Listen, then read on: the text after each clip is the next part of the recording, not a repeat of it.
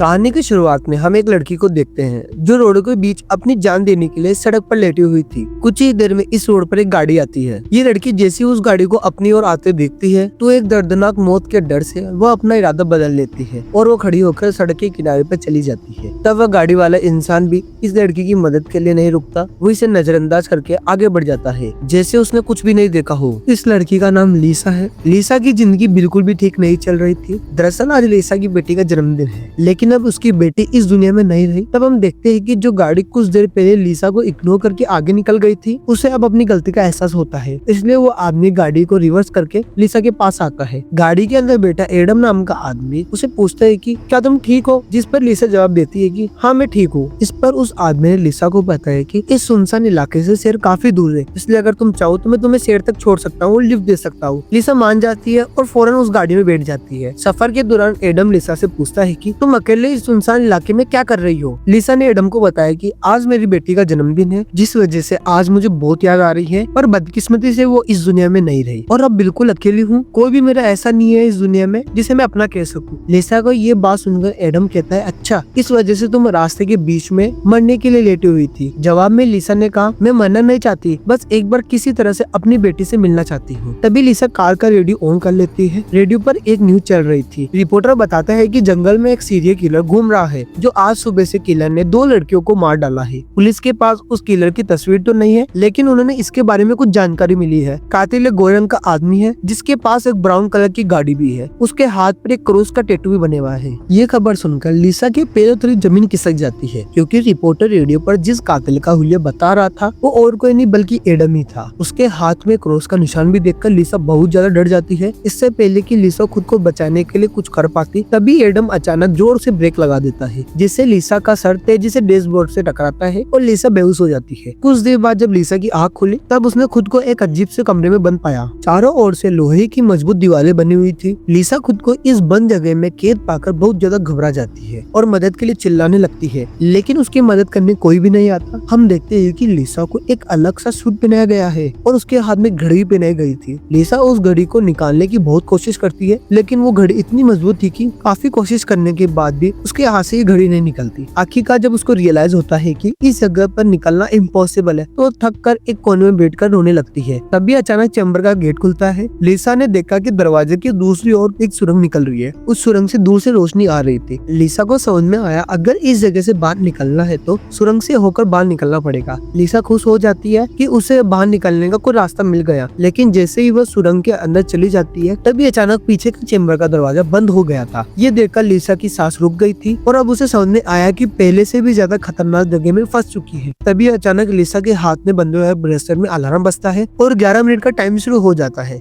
ये देखकर लीसा समझ गई थी मुझे 11 मिनट में से यहाँ से निकलना होगा, नहीं तो हमेशा के लिए यहाँ मैं फंस जाऊंगी। इसलिए लीसा अपने हाथों और पैरों के बल से रेंगती हुई जल्दी से बाहर की रोशनी की तरफ आगे बढ़ने लगती है। लेकिन जैसे ही वह उस रोशनी के करीब हो जाती है तभी अचानक उस सुरंग के आगे का दरवाजा धीरे धीरे बंद होने लगा। ये देखकर लीसा और तेजी से आगे बढ़ने लगी, लेकिन जब वो उस दरवाजे के पास पहुँचती है तो वो दरवाजा पूरी तरह से बंद हो चुका था। लीसा को कुछ समझ नहीं आ रहा था कि यहाँ से अब कैसे निकला जा सके। वो चीख चीख कर रोने लगी। तभी उसकी नजर उस दरवाजे के बगल में से जा रही दूसरी सुरंग में पड़ती है, लेकिन वो रास्ता बहुत ज्यादा तंग था। लीसा को अब दूसरा रास्ता कोई नजर नहीं आ रहा था, इसलिए लीसा हिम्मत करके किसी तरह सुरंग के अंदर चली गई और काफी मुश्किलों के बाद वो उस सुरंग के रास्ते से पार कर लेती है और आगे बढ़ते हुए एक ऐसी जगह पर पहुंच जाती है जब प्लेटफॉर्म के 2 रास्ते बने हुए थे। एक रास्ता ऊपर से जा रहा था और दूसरा रास्ता नीचे से। लीसा को कुछ समझ नहीं आ रहा था कि वो कहाँ से जाए और वो ऊपर के रास्ते को चुनती है और वो ऊपर के रास्ते को चुनती हुई घुटनों के बल आगे बढ़ने लगी। लेकिन थोड़ा आगे जाते ही नीचे का फ्लोर ऊपर उठने लगा। अगर वक्त रहते लीसा वहाँ से नहीं निकली तो नीचे का रास्ता ऊपर से उसे चिपका देगा और मार देगा। लीसा डर के मारे तेजी से आगे बढ़ने लगी। वो उस जगह के बीच में पिसने ही वाली थी कि तभी उस सुरंग के एंड में उसका हाथ पहुंच जाता है और जैसे ही वह रास्ता पूरी तरह से बंद होने वाला था, लीसा अपनी जान बचाने में वहाँ से निकलने में कामयाब हो जाती है। खुद को कुचलने से बचाकर वो एक सुकून की सांस लेती है, लेकिन उसे पता नहीं था कि अब उसकी मुश्किल और बढ़ने वाली थी, क्योंकि आगे का रास्ता और भी ज्यादा खतरनाक है। तभी उसके घड़ी में अलार्म था, वो बजने लगता है। ये अलार्म बता रहा था कि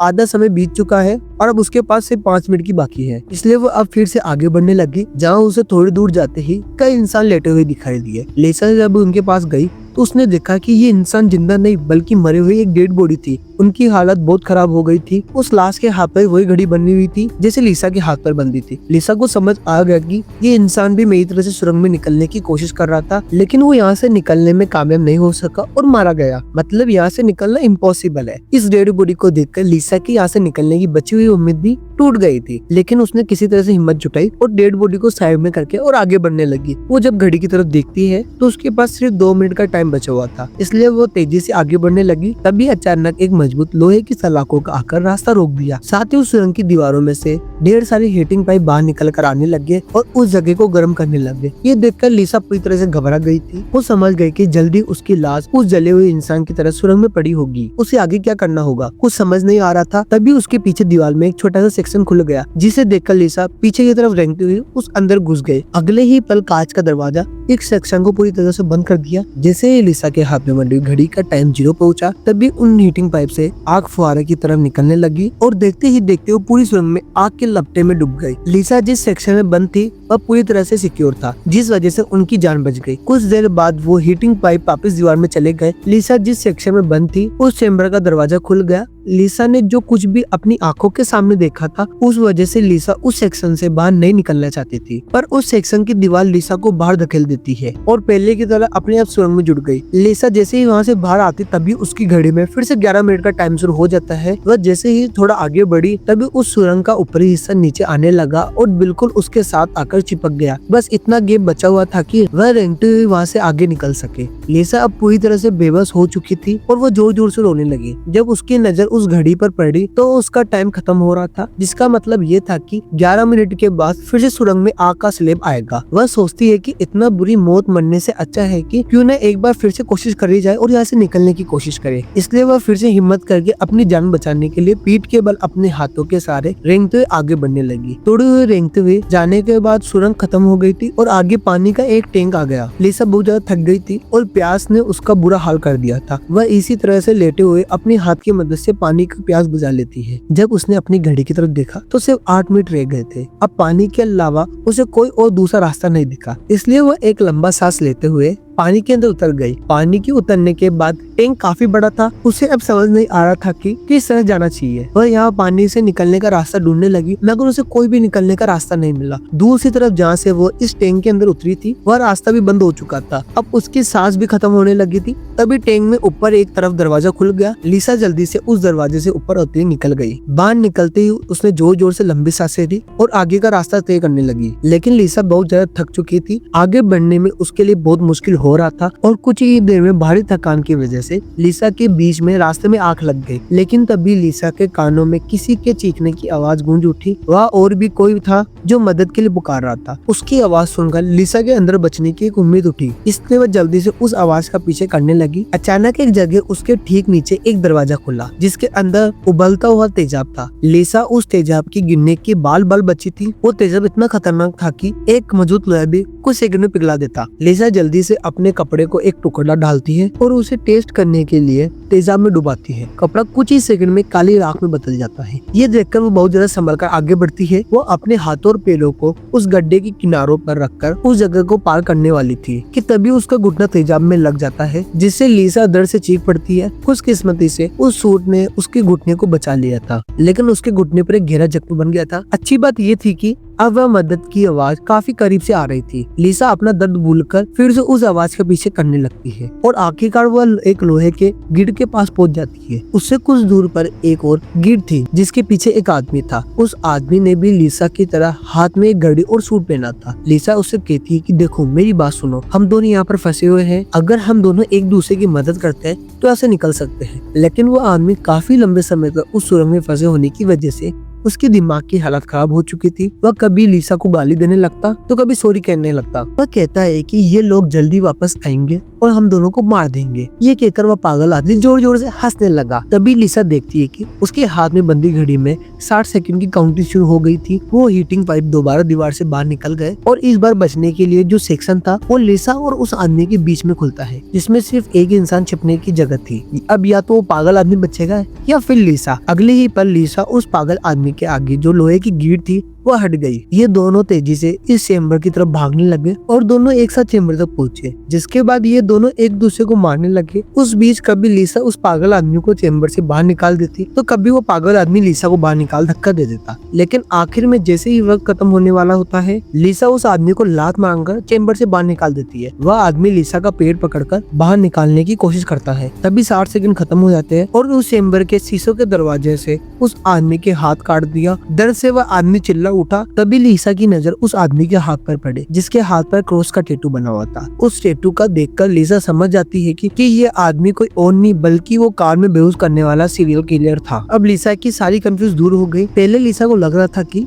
एडम ने ही लिसा को यहाँ कैद कर रखा है, लेकिन उसकी ये सोच गलत हो गई थी क्योंकि एडम बेचारा खुद मौत के मुंह में था। इतने में ही लिसा की घड़ी पर 11 मिनट का वक्त शुरू हो गया था और हीटिंग पाइप से निकलती तेज आग ने कुछ सेकंड में एडम को राख बना दिया था। अपनी आंखों से एडम की इतनी भयंकर मौत देखकर लिसा डर के मारे कांप गई थी। कुछ देर बाद सेक्शन के अंदर एक छोटा सुरंग में से एक रोबोट आता है। वह एक बहुत ही भयानक शक्ल का था। ये रोबोट लिसा को कोई नुकसान नहीं पहुंचा बल्कि उसके तेजाब से लगे हुए घुटने को ठीक कर देता है। लिसा ने उससे पूछा कि वो कौन है और उसे यहाँ क्यों लेकर आए हैं। जवाब में उस रोबोट ने मुंह में से एक टूल निकाला और लिसा के सूट में लगा दिया। उस टूल की मदद से लिसा के फ्लैशबैक की सारी बात याद आने लगी जब वो कार में एडम के साथ थी और उसे एडम की सच्चाई का पता चला, पर एडम के साथ उससे लड़ाई हो गई थी। उस दौरान एडम ने लिसा पर चाकू से सीने पर वार कर दिया और कार से बाहर फेंक दिया था। उसी पर लिसा को आसमान की ओर से आती हुई सफेद रोशनी दिखाई देती है, जिसके बाद लिसा वापस प्रेजेंट में आती है। लिसा को अब एक बात समझ आ जाती है कि उन एलियन ने उन दरिंदे एडम से जान बचाई थी, लेकिन उसे यहाँ क्यों लाए थे ये बताए बिना ही रोबोट वहाँ से निकल गया था। लिसा ये भी समझ जाती है कि ये लोग जो भी है लेकिन वो उसे मारना नहीं चाहते, बस इस गेम को पार करना होगा तभी वो यहाँ से निकल पाएगी। लिसा अब आगे का रास्ता तय करने के लिए चेम्बर से बाहर आ गई थी। एडम का कटा हुआ हाथ भी वहाँ पर पड़ा हुआ था। उसी समय लिसा को उस कटे हुए हाथ के टाइम के नीचे उस सिंबल दिखाई दिए। लिसा उन सिंबल का मतलब समझने की कोशिश कर रही थी कि तभी एक घूमता हुआ पंखा उसकी ओर आने लगा। उसे देखकर लिसा अपनी जान बचाने के लिए पीछे हटने लगी और उस बाल बाल बचते हुए एक 6 से ऊपर सुरंग से चली गई। तभी अचानक उस सुरंग के ऊपर से किसी के चिल्लाने की आवाज सुनाई दी। वह आवाज की जगह पर जाकर रुक गई। उस जगह पर सुरंग का ढक्कन खुला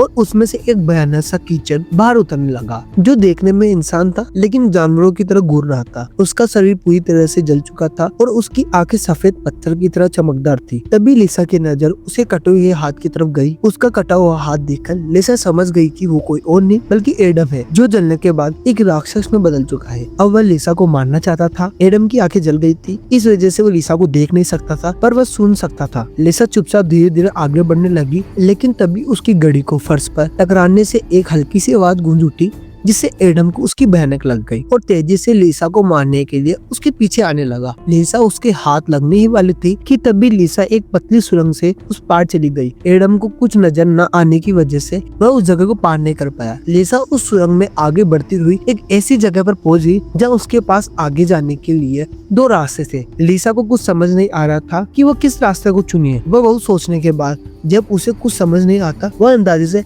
लेफ्ट वाली सुरंग में घुस जाती है। सुरंग के बाहर एक कमरा था जिसके चारों ओर कांच की दीवारें थी। उस दीवारों पर लिसा के उसके पैदा होने से लेकर अपनी बेटी के जन्म देने तक की सारी यादें दिखाई दे रही थी। वह लिसा ने यह भी देखा कि किस तरह उसकी लापरवाही की वजह से उसकी बेटी की जान चली गई। लिसा अपनी बेटी को याद करने बहुत रोने लगी। तभी उसने देखा कि ऊपर छत से एडम फिर से उसका पीछा कर रहा था, लेकिन लिसा उसे अपनी जान छुड़ाकर एक दूसरे सुरंग में पहुंच जाती है, जहाँ उसने कुछ ऐसा देखा जिससे उसकी खुशी का कोई ठिकाना नहीं था। उसने देखा कि सुरंग खत्म होने पर बाहर निकलने का एक रास्ता चमक रहा था। अपनी आजादी को इतने करीब से देखकर लिसा को फिर से हिम्मत आ गई, लेकिन उस सुरंग को पार करने के लिए उसे एक कटीले रास्ते से होकर गुजरना पड़ेगा। अब सिर्फ 60 सेकंड का टाइम बचा हुआ था। अगले ही पल हीटिंग पाइप दीवार से बाहर निकल रहा है, जो 60 सेकंड में खत्म होते ही उस जगह को आग में भर देंगे। लिसा बिना टाइम बर्बाद किए इन कांटेदार तारों के नीचे से जाने लगती है, जिस कई कांटेदार उसके शरीर की बॉडी में घुस जाते हैं। पीठ बुरी तरह से कट चुकी थी। लिसा बहुत ज्यादा तकलीफ में होती है और उसके पीठ में बहुत ज्यादा खून निकल रहा था,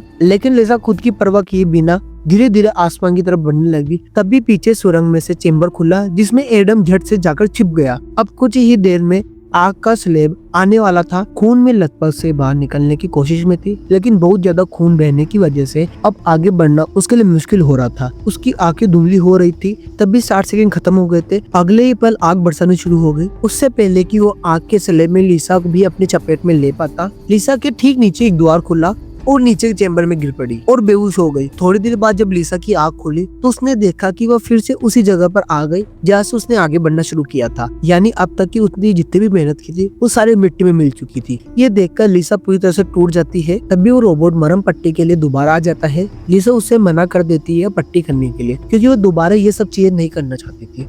उसने रोबोट से कहा कि वो अब सिर्फ मरना चाहती है। उस रोबोट ने लिसा की बात मान ली और उसके मुंह से एक इंजेक्शन निकाला और लिसा की तरफ बढ़ने लगा। तब भी लिसा को एडम के हाथ पर बने हुए निशान याद आ गए। वो समझ गई कि जरूर वो निशान यहाँ से बाहर निकलने का रास्ता बताता है, इसलिए वो अपने खून से दीवार पर एडम के हाथ पर बने हुए निशान बनाने लगी, जिसे काफी गौर से देखने के बाद लिसा को पता चला कि ये तो एक यहाँ से निकलने का रास्ता बन गया। जैसे ही पहली और लेफ्ट साइड की तरफ मुड़ा हुआ था, इसका मतलब रास्ते में आने वाली पहली 2 सुरंग में लेफ्ट साइड में वाली सुरंग में अंदर जाना होगा। दूसरे नंबर का हीरो राइट साइड की ओर मुड़ रहा था, यानी पहली सुरंग को पार करने के बाद जब फिर से एक दूसरी सुरंग आएगी तब राइट साइड की तरफ मुड़ना होगा और अंदर जाना होगा। उसे लगा कि जरूर मेरे हाथ की घड़ी के नीचे भी इसी तरह का सिंबल बना होगा जो यहाँ से बाहर निकलने का डायरेक्शन बताता है। ये समझते ही लिसा ने रोबोट को उसके जख्म को ठीक करने का कहा। जख्म की मरहम पट्टी होते ही वह एक नई उम्मीद के साथ फिर से इन टनल्स में निकल पड़ी। लिसा पहले इन सुरंग में गुजर चुकी थी, इसलिए वो बड़ी आसानी से इस सुरंग को पार करते हुए आगे बढ़ने लगी और तेजाब में भरे गड्ढे के पास जाकर रुक गई। वह उसने अपनी घड़ी को तेजाब में जलाकर अपनी कलाई से अलग किया। उसकी कलाई पर भी ठीक वैसे ही सिंबल बने थे जो एडम के हाथ पर थे, बस उसमें थोड़ी बहुत चेंजिंग थी। लिसा उस जली हुई घड़ी को अपने हाथ में लेकर आगे बढ़ने लगी और उस जगह पहुंच गई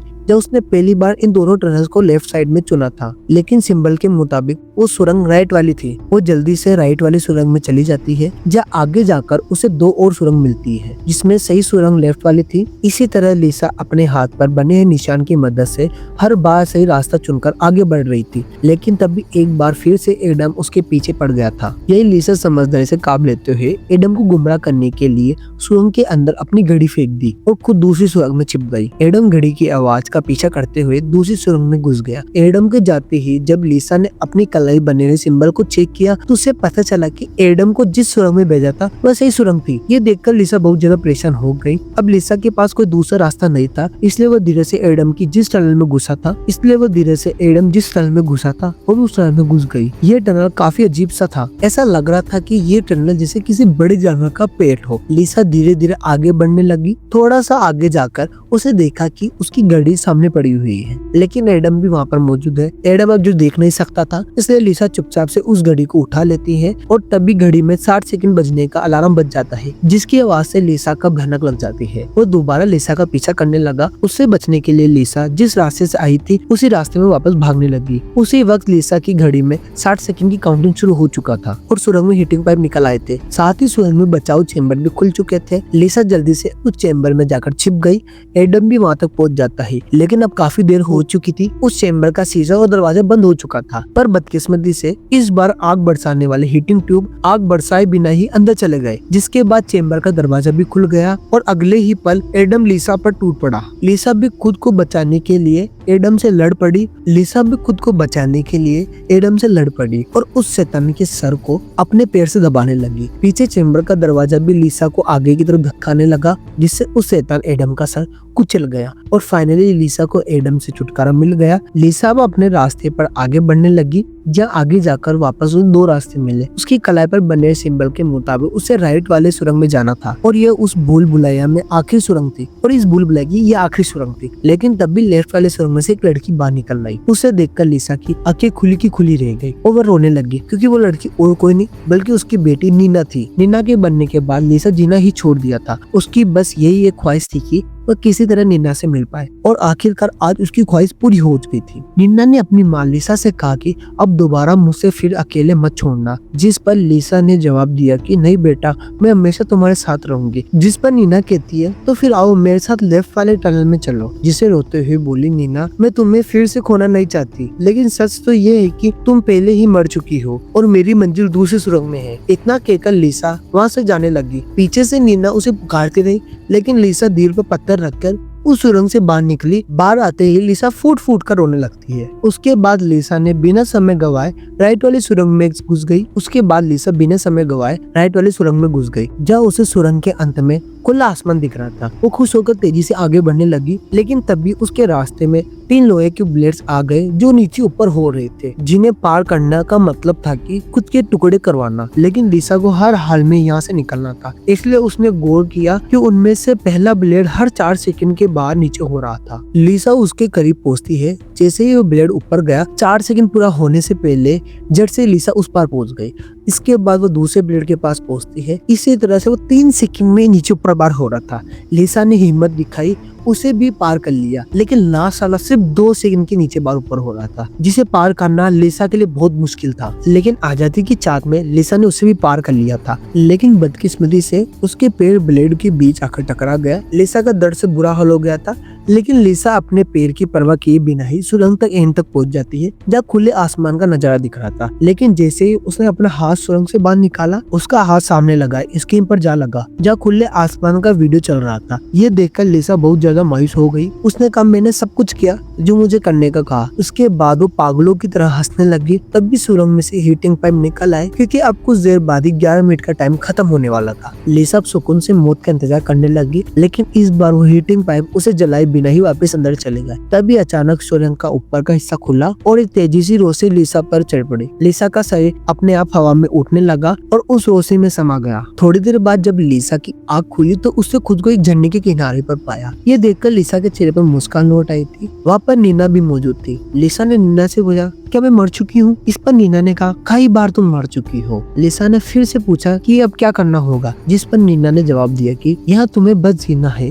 और कुछ नहीं करना है। यह हमें पता चलता है कि जिस जगह पर लिसा वहाँ मौजूद थी वह दुनिया की नहीं बल्कि कुछ और ही थी और किसी स्वर्ग की तरह खूबसूरत थी। इस फिल्म की शॉर्टकट एक्सप्लेनेशन ये है कि लिसा अब एडम के साथ कार में सफर कर रही थी, तब एडम ने लिसा पर चाकू का वार करने और उसे मार दिया, जिसके बाद सीधा वो नर्क पहुंचती है जब उसके पाप धुल गए और एंड में वो स्वर्ग पहुंच जाती है।